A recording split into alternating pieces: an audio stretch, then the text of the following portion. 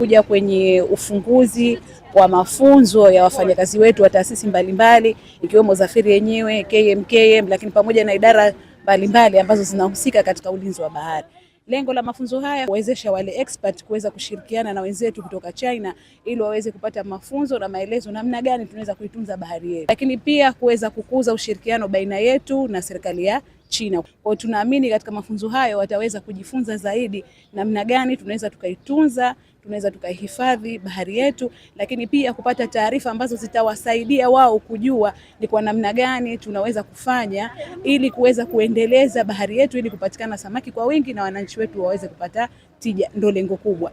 Lakini pia katika mafunzo haya tumekwenda kufungua maabara maalumu ambacho ni kituo kitakachokuwa kinahifadhi taarifa kupitia vile vituo mbalimbali vilivyowekwa, vituo vya utafiti ambavyo kimoja kiko Kendwa, kiko Mkoani. Lengo kubwa la kituo hichi kuweza kufanya tafiti mbalimbali ambazo zitatuwezesha sasa kutoka tulipo na kusogea mbele. Funzo ya Operational Marine Observation ambayo tunafanya baina yetu sisi Zafiri pamoja na wenzetu SIO kutoka China, kwa sababu Marine Observations inalenga kwenda kuyaangalia bahari, tabia zake, mazingira yaliyopo, ili kuweza kuifanya Zanzibar sasa kufahamu rasilimali zetu zikoje, lakini pia kuona utayari, kwa sababu mabadiliko ya tabia nchi yamekuwa makubwa duniani sasa hivi.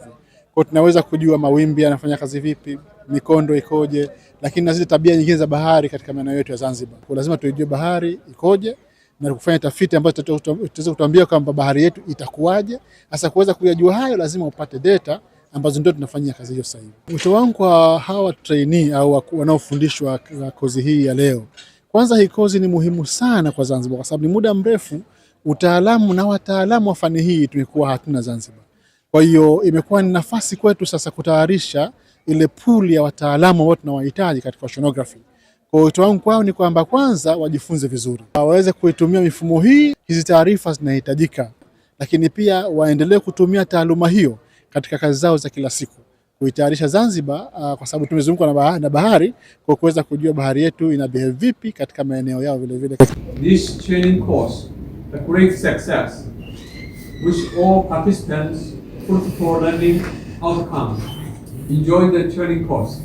Kupitia mashirikiano ya wenzetu kutoka China na Zanzibar tumepata nafasi ya kupatiwa mafunzo juu ya kumanage matumizi ya vifaa ambavyo vinapima data tofauti kupitia mienendo ya bahari.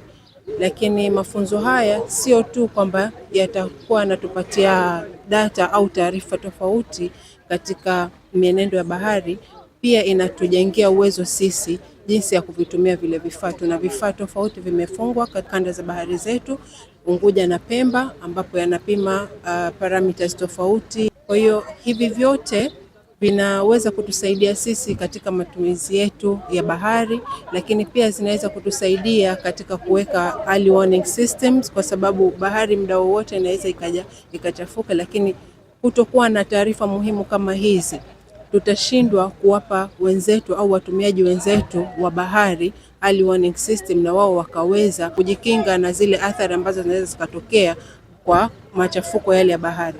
Lakini pia kupitia data hizi ambazo zitakusanywa kupitia hivi vifaa ambavyo vimefungwa, tunaweza tukapata climate resilience, ila pia kufanya management katika uvuvi, kuhifadhi rasilimali zetu za bahari na katika matumizi endelevu.